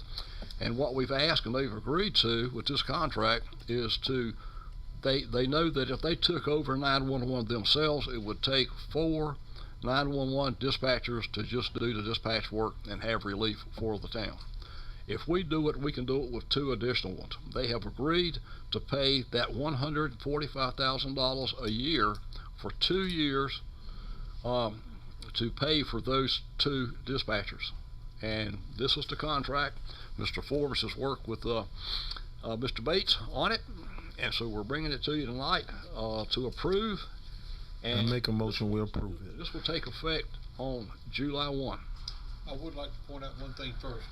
This contract has been signed by everyone. I went by the town hall today to get it because they reviewed it last night. They voted to sign it. Has not been signed by the mayor. He had some issues that kept him from coming by to sign it today. I'm not sure what it was, but it's been signed by everyone, their financial person, their clerk, everyone except for the mayor. It has been voted on. I just wanted to make y'all aware of that before we did it. And if I may tack on to that, if it makes you feel any better as a board, what you can do is approve it subject to your signature, Mr. Chairman, after the mayor signs it. That's just a suggestion, not a requirement. I just have one question for the attorney. There was some discussion about the first payment wasn't going to be made until they hired 2 dispatchers. Did y'all clear that up? Yes, we did. I spoke with the sheriff. Okay. And my concern was they at first they wanted to make sure they were certified and hired. Yeah. Certification can take up to a year. We put it down to let me make sure it's hired. Yeah. Yeah. Section 4, item A. That's right. They can it's where the first payment will be done upon the hiring of the dispatching positions, field or hired. And that's when it will be done. I understand that there were over 60 applications for these 2 positions, and the sheriff and Commissioner Mims, I spoke with them both about it, and sheriff felt like he could have it filled well within that time frame before it was the first payment was due. Good with that? Mm-hmm. It's fine. That was the only issue. Okay. And it is just a 2-year contract with no automatic extension, or just subject will be correct. Okay. There is a termination clause. Okay. 1 year. And when they make the payment? My logic behind a 2-year contract versus one that's protracted is because they wanted a definite number on an annual basis, and if you did it for longer than that, we know that the insurance costs are going to go up. We know that the state's going to raise all the other things that are applicable to these positions. So I did not want the county losing money during the process. Yeah. Okay. All right. I make the motion we approve it, subject to the signature of the chairman. Second. I have a motion to approve the contract between the county and the town of Wadesboro by Commissioner Ellaby, contingent on the chairman or the mayor's signature. We have a second by Commissioner Mims. Any other discussion on the contract? Typos, do they I matter? did see some typos in there. Okay. I don't know who's responsible for that, but Not me. so we'll get those cleared up. Okay, So, thank you. all right. Any other discussion on the contract? All in favor say aye. Aye. Any opposed? All right. That's all I have unless the board has any questions on other topics or projects. All right. This time, is there any questions for the manager? Yes, I sir. received a call, just yesterday from a citizen complaining about the windows to the government center. Said they've been dirty now for at least a month. So, question is, when can we get those cleaned? Mr. Small's here, and I know he just heard what you said, Commissioner Gatewood, so I'm sure he'll be on the job in the morning talking and getting it done. All right. Thank you very much. All right. Anything else for the manager at this time? All right. Moving on, we'll move into the chairman's report. I don't have anything to report on tonight, so I'll open the floor for commissioner concerns or comments. Yes, sir. It was brought to my attention a couple of things. This involves the water treatment, or the water filtration plant, and one of them was, and I think Commissioner Little Reed brought this up some months back about a four-wheeler. As I understand it, the person checking the lagoon, because Anson Contractors actually fenced off their property, we can no longer drive to it. That person has to walk, and it's a pretty good distance. And I was just wondering, the suggestion was, and I thought the board approved to put a four-wheeler down there so that they could do this a little bit more efficiently. I'm just wondering what's the status of that.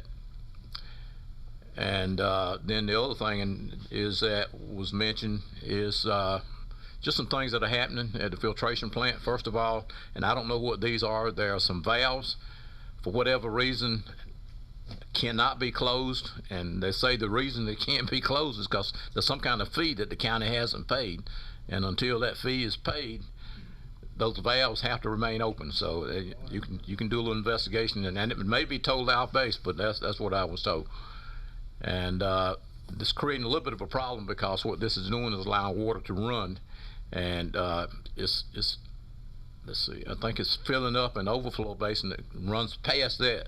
So those are a couple of things that's been mentioned that I think needs to be checked into. And as far as that four-wheel is concerned, like I said, I think the board approved to get that. I don't remember that, but I understand we didn't. I don't remember approving So that. we didn't. I know we talked about it. I know it was discussed, and I may step on the manager's toes here, but I know that we have had some discussions with acquiring a right-of-way for the lagoon to prevent that, to solve that problem. But We can do that in closed. yeah, that's what I'm saying. We're not going to discuss the details of it, but we have had discussions. Yeah. We're in, the attorney and I are working on that, and a couple other issues to go along with the filtration plant, but I will check on those valves tomorrow. Okay. One thing you have to realize, that plant's over 60 years old. Oh, I understand. Unfortunately, it's not just those valves probably that are causing a problem, but a myriad of other things. And I mentioned some of those things. I said, we got a lot of things that need to be taken care of down there, and we're doing what we can with the funds that we have. Right. And I But can those say was now, what was mentioned. I was not aware of that. So and I have a meeting set up with some entities to talk about how we can get the funding to totally rebuild that thing, or else build a new one. And gonna cost them a portion. Literally. Literally is right. So, all right. Any other commissioner concerns? I'll bring it up. Just for the manager, I know you asked in June at the last meeting for our thoughts on the flex work. My thoughts and considerations on it was, you talked about in some of the workups, they talked about it being based off performance and a privilege. I would like to see some type of evaluation done for the employees, as far as the ones that, if it is a privilege, what kind of rubric it is for that. The second one was, I'm not privy of more than 1 day of remote work per week. There was some that were in there that wanted 2 days of remote work per week. I'm not very privy of that. I'm honestly not privy of remote work at all, but I'm going to give it a chance. But I'm not privy of 2 days a week. of remote work. I think that's too much. And then the last one was, there was one, I know the VA office. I don't agree with closing any businesses that were already open for citizens to walk in between 8 to 5 or whatever the normal operating hours were. If remote work or flex time is going to prevent that business from being open to the public, I don't think we need to alter whatever needs to go on within a department to make flex time work. The office shouldn't be closed to the public. And it will not be closed because we still got the stagger time, and then you got the 9.5, and then you got the 9 hours. So somebody gonna be there, if not the supervisor. For every department? Yes. What about our VA office? But they don't have but one person. So if they do remote work, they can't walk in there. Well, did he say he wanted remote work? Everybody's not doing remote work. I'd have to look back. Was the VA office was requesting remote work as well? The VA office may not be able to do remote work because some of the forms and things that they fill out of that nature for a veteran can only be done from a secured location, and everything. I'm sure if he took his laptop with him, that might not fill the bill. I would think the VA office could not do remote work. He'll have to be in his office. Yeah.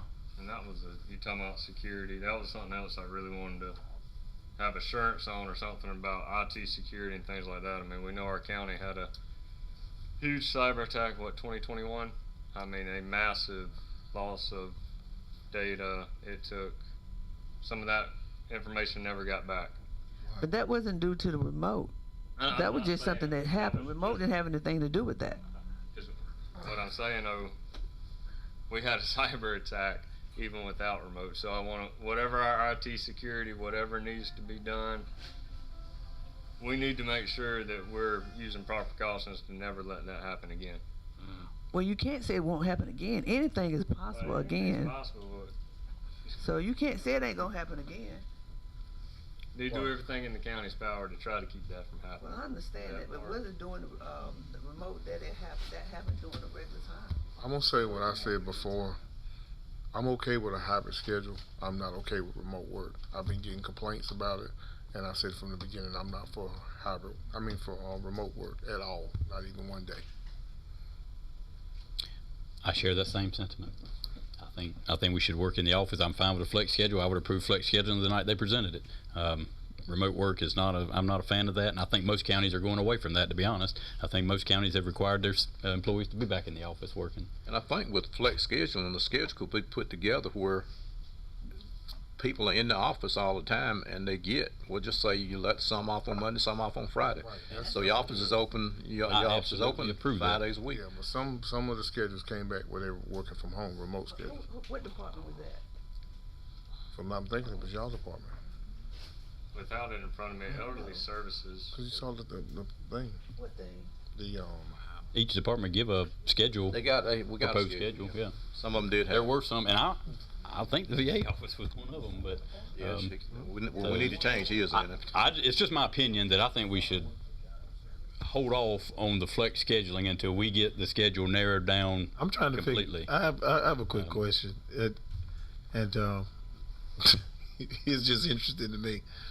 And how do we keep having the conversations like we've already voted and approved this? I mean, unfortunately, we had 3 people that did not agree, right? 1 person is not the board, 2, nor 3. 4 is the board, right? The board has decided on this. I mean, I understand that the 3 people that wasn't for it, and, but this is a thing now. They've got time. We're going to evaluate them, and we'll see whether or not our concerns are realistic or valid or not. Like I think that's all. What Commissioner Leary was hinting at earlier. How are we going to evaluate them? We don't even know how to evaluate them yet because we don't know what that metric looks like. Well, the evaluation doesn't. It'll be up to the department head about the evaluation, and then they bring the information back to you. Well, first of all, I don't work as a director in any one of our departments. Okay, so I'm not looking to do an evaluation. I didn't get elected to run hands-on micromanage any one of these departments. I didn't. I understand we have a county manager that does that, right? It was his recommendation at the time, along with some department heads that came and made a presentation. I utilized the information provided to me, and that's what I went off of. I don't know the day-to-day operations of the sheriff department, DSS, maintenance, park and rec. I don't know. I don't work for the county. I trust the county manager who manages it that says that he think it could work. These department heads, they run their departments. The evaluation will come when the county manager come report back to us how it's working for each department. I don't concern myself with day-to-day operations in each department. That, you know, I think we're getting a little bit ahead of ourselves as commissioners and worrying about the day-to-day operations of departments, and that's, you know, we'll leave that evaluation up to the guy that is paid to evaluate our departments. I'm worried about the citizens that I was elected to represent. I understand. And the citizens have contacted me and said they are not in favor of remote work. And you voted for those citizens that contacted you, sir. And I'll continue. You've done your job. And I'll continue to advocate for them on that behalf that I do not approve of. But you cannot give an accurate evaluation of this department because you have another living that you do, and it's not keeping up with the evaluation of these departments. Not my job. That's right. That understood. So we're going to trust the people who have that job. That's the only reason why I made the motion. I trust the guy that has the job. He get paid to manage his county that I live in. So yeah, I get it. I understand what you're saying, but with all that being said, when our manager came to us June 3rd and asked us to review it and give our thoughts and opinions, is it not my due regard to give my thoughts and opinions to our manager? No, I'm not saying. I didn't say you were wrong for that, but I did on June 3rd remind him that was his job, not ours. Just since we go back, I did that day. I reminded him that he manages the county, not me. So he reports back to us also. So Understood. he asked for our opinions and all that. Part of his job is the pleasure of the board, and asks us what our thoughts are. So that's all I'm saying is, I gave my thoughts. Oh yeah, but it's no rebuttal to you. I was just saying like it became a whole nother conversation. It wasn't directed to you by no means. I was just saying like we keep going back and forth on the matter that's been voted on. That's all. Well, I think we keep going back and forth because I'll speak for myself. I continue to get feedback from citizens, and it's not pretty. Yeah. I was attacked almost. Oh God. Oh yes. Yes. At IGA just last Thursday. I was going in the door and a person saw me and they came up to me and said, "What are y'all doing? What are you planning to do? Remote work for employees? Don't they have offices? Y'all, have you lost your mind?" And I was just going in to get some day old orange juice because it's half price. Minding my own business. And he followed me in and continued to talk about it. Oh wow. And this is a person that knows about Anson County government because he's a retiree. There's a lot of concern. They won't come to this podium and voice that concern. That's why they share it with us, and they expect us to share it. Now, I represent the DSS board, and the DSS board is comfortable with remote work. But the citizen complaints that I've received is contrary to that belief. And, you know, it's very contentious, and I think it will remain so until this board acts on it. So you're okay with it? You said the board is okay with it, so you're okay with it too? I'm not okay with it because citizens, comments that I'm getting from citizens, I said the DSS board. I'm the chairman of the board, okay? I am, You agree with it? let me be clear, perfectly clear. I do not support remote work, period. Well, just say that, because you said the board supported it, but then you're part of the board, so. That was proven in the vote. It was a 4-3 vote. Like we could go on all night about. I could go back to since my time being on this board, and in my commissioner concerns, I could start addressing things that I was a part of the no vote on. And I could tell you, I was not in favor of X, Y, and Z. All right? I could do that every time we met. I could do it. However, the board has already made a decision. That's all I'm saying. And I get it. You know, you have constituents come to you guys and say we lost our mind, and you guys get them a deputy so nobody attack him though. I will say this, when I voted on it, I was voting on the proposal. That's what I thought we were talking about. When it said the final draft was coming to us on June 3rd, I was expecting another list of everything to say yay or nay to that, and that's why I'm voicing my opinion now for the evaluations, no more than 1 day of remote work per week, and making sure that what was already open to the citizens during the time period stays open, because just like, I mean, you just talked about the VA office. There's very said, well, it can't be closed down. So those were things that I want to make sure of. You know, I know the tag office isn't doing it, but the tag office was closing at 4 o'clock on Friday. If it would change it, then obviously, you know, we don't want to close anything that's already open to the public to appease a new schedule. Everything that's open to the public.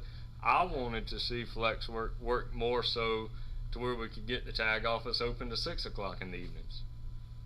I wanted to see them open at 7:30. I wanted to see certain things to where we can work with citizens that work 8 to 5 and they're staying open to 6 o'clock now. Give flex work to some employees, give them more open hours to the public. That's why I commended the last time we were in here, June 3rd, I commended to the departments that were working to give better service to the citizens with the flex time. You understand what I'm saying? Oh yeah, I agree. I totally agree with you. But that's where the staggered time coming in, because you know some of us coming at another time, and then you got others coming at a later time. So that means you're gonna cover. It's gonna always be covered. In the proposal, from what I understood, nothing would ever close. Yeah. Nothing would ever be closed on any particular day. It would still operate during those business hours. I guess what I'm saying is when I looked through what we got, it showed the VA office being closed on Wednesdays. Which one? What office? It was the VA office for one. In the same package you got. But that just showed where the staggered, the hybrid, and that's all I seen. I didn't see what the each department submitted a plan, a schedule of what they wanted to work. Now, from my understanding, the VA was the only one that proposed being closed today. No, it wasn't. What else was? Grants Administration Department, as you may recall. They said, well, maybe working remote a few days a week or more days a week. So it was more than one. Is a grants administration position something that is directly connected to people coming in and out in office? I would hope so. I mean, you brought that. No, I think a grants administration is a person that seek out and write grants for the sake of the county, right? And administer grants. So they administer the work that's being done through a grant. That's not even an interacting role. I mean, even with that person having office, not many people going by there to see them, I don't think. Mr. Forbes, can you give some clarity on, I think there's a general statute that anytime we change a personnel ordinance or policy relating to work scheduling, does that not have to be voted on twice? Well, what has to be done, as I understand, changing any part of the ordinance. There's some other things to it as well. However, if it's read and it's voted and it's not passed by 100% on the first vote, then the majority vote, the second reading after it sits for the next meeting, would be allowed to vote on to pass on merely a majority vote. Right. Now, there's some other rules for changing an ordinance as well. There's some case law that says words like, if you change an ordinance or to delete an ordinance or to alter the ordinance, it has to be changed with the same dignity that it was implemented in. In other words, you have to have another ordinance saying this. I'm not sure exactly how that mechanism works, and I haven't been able to get a clear explanation for it in the case law or with my conversation with some people at the School of Government, but I am working on that. But to implement this change that we have voted on once, does it not require a second vote? Not technically, because it was not unanimous the first time. Yeah, that's not an order. From what I understand, you voted on this as a trial.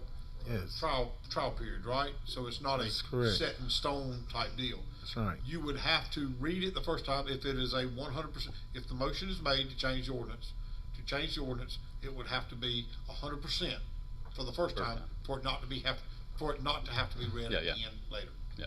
Okay. Do we even have an ordinance? We do have an ordinance. Do we? Okay. I know some of that was kind of cloudy when we talked about some ordinance dealing with personnel. That was one of my reasons for recommending. Personnel ordinance is Oh yeah, I know. Oh yeah, I know. Okay. I know. They've So some have before been this- some have been updated since. So yeah. before this trial period is implemented permanently, there'll be one, a unanimous vote of this board, or two, there'll be two majority votes of this board to approve it. Is that what you're telling me? To change the ordinance permanently? That would be correct. Yes. It'd have to be Okay. a majority vote. All right. Correct. I wasn't following you on the majority and the other, but that's correct. One unanimous or two majorities will approve Yes, it? sir. Okay. Because it was just like the motion I originally made was to give it a try. Okay. I didn't know if a That's why I was- trial constituted the ordinance change. From my understanding, we were supposed to come back and revisit it 6 months later. That was my motion. I can't remember. I think it was. Right.